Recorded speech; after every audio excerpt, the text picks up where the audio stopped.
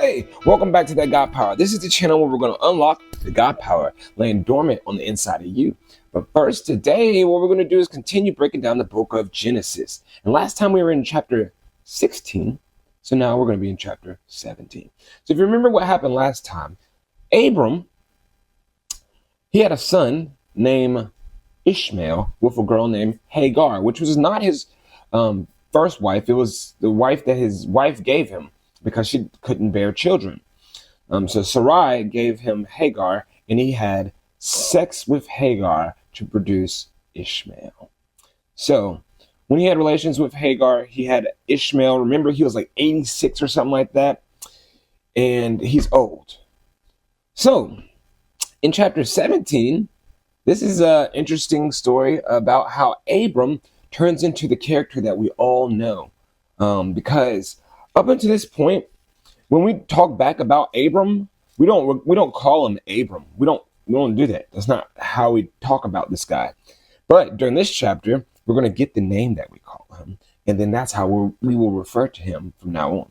So when Abram was 99 years old, the Lord appeared to him and said, "I am El Shaddai, God Almighty. Serve me faithfully and live a blameless life, and I will make a covenant with you by which I will guarantee you countless descendants." Now, didn't God already make this covenant with him? Why is he having to remake the covenant with him? I don't know. But that was way long time ago too, because now bro is 99 years old. So whatever happened previous is like God has to renew something or make a new covenant with him. Because I remember a couple chapters back, he already said that he was going to have countless descendants. But he's saying like, yo, if you serve me right now and you be faithful to me, you can have countless descendants. And Abram is 99, bro. So he knows he's old. Like he knows he's old. At this, Abram fell face down on the ground. Then God said to him, "This is my covenant with you. I will make you the father of a multitude of nations. What's more, I am changing your name. It will no longer be Abram. Instead, you'll be called Abraham. For you will be the father of many nations. And I will make you extremely fruitful, for your descendants will become many nations, and kings will be among them. I will confirm my covenant with you and your descendants after you from generation to generation. This is the everlasting covenant. I will always be your God and the God of your descendants after you. And I will give the entire land of Canaan, where you are now, or where you live as a foreigner now, to you and your descendants.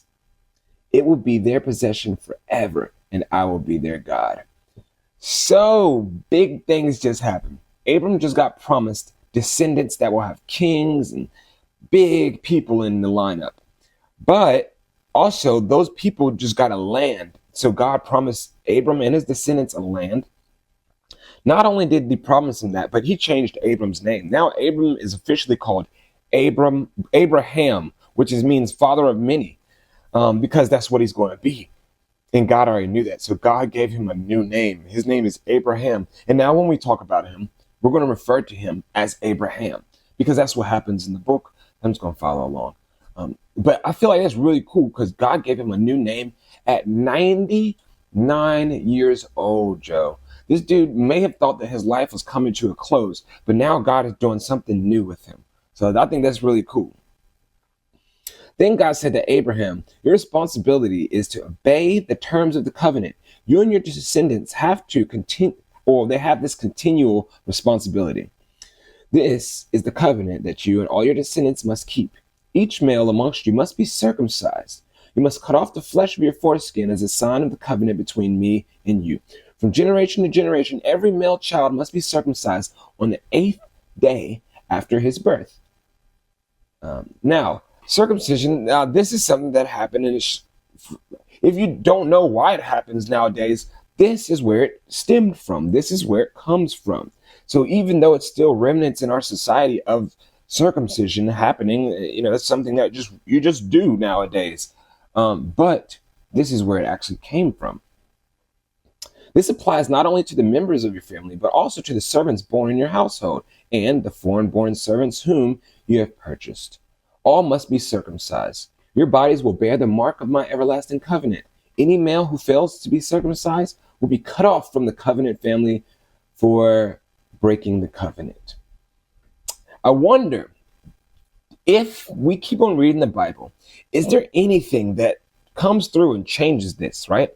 Or is this still standing up today and we just don't know because we're so far removed from the word? Then God said to Abraham, regarding Sarai, your wife, her name will no longer be Sarai. From now on, her name will be Sarah. So God changed Abram's name to Abraham, Sarai's name to Sarah. And I will bless her, and I will give you a son from her. And I will bless her richly, and she will become the mother of many nations. Kings of nations will be among her descendants. And then Abram bowed down to the ground, but he laughed to himself in disbelief. Now, this is where the realness comes in the Bible. Abraham is laughing to himself in disbelief because he says, like, how could I become a father at the age of 100, bro? That's what he thought to himself. And how could Sarah have a baby when she's 90 years old? So Abraham said to God, may Ishmael live under your special blessing. So Abraham's thinking like, oh, God must be talking about Ishmael, my son. That's who he's going to give me. Cool. May Ishmael live under your special blessing then? But God replied, no. Sarai, your wife, will give birth to a son for you. You will name him Isaac. Isaac. I would read it Isaac, but I'm sure in America we call it Isaac. And I will confirm my covenant with him and his descendants as an everlasting covenant. As for Ishmael, I will bless him also, just as you have asked.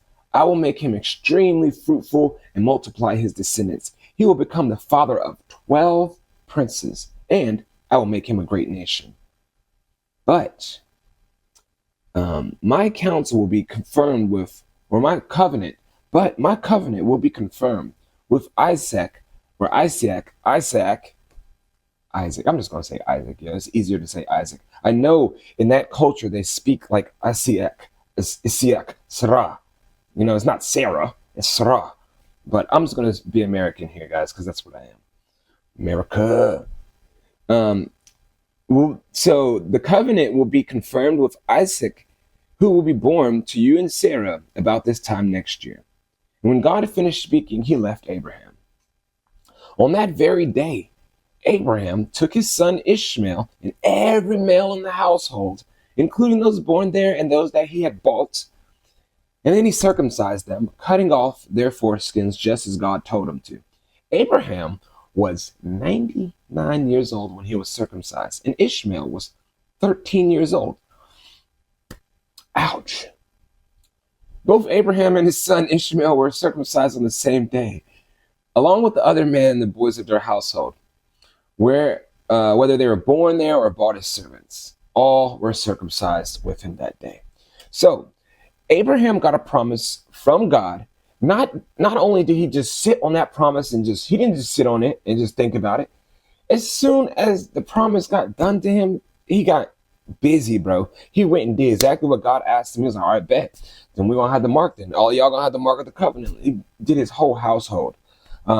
This is a man that is like, think about it. Yo, if God told you to do something today, right? It's like, yo, this is what I'm gonna need from you. You follow me and blah, blah, blah. Would you act on that today, or would you sit on it and try to make plans for tomorrow and the next day and the next week? And like Abraham is somebody who acted on it that instance. And that's really something really good to point out, because he walks with God and it's very obvious. Other than that, though, we know that Abraham now is Abraham, Sarai is Sarah, and he has a son named Ishmael, and they have a child coming next year called Isaac. So there's going to be Abram and his two sons, Isaac and Ishmael. Now remember, they're older. Abraham's nephew Lot that he was taking care of, he's not out of the picture, y'all. Like, he's coming back into the story. It's like, but we had to explore Abraham's family first. So Abraham has his sons. Remember, Abraham's nephew is Lot. So what does that make Lot to his sons? Let me do the calculations here. Hold on. So Abraham has children, and they're going to be cousins with Lot, even though Lot is way older than Ishmael and soon to be born Isaac. They're cousins. So just put that in perspective. If you want to break down what happened before all this, go back and watch all the God Power episodes. But in the next one, what I'm going to do before we get started is I'm going to remind you where this bloodline is actually coming from, so we can see how we got down to Ishmael and Isaac. But that's all. That is the end of chapter 17. Hopefully you learned something. In the next one, we'll get into chapter 18 and learn some more.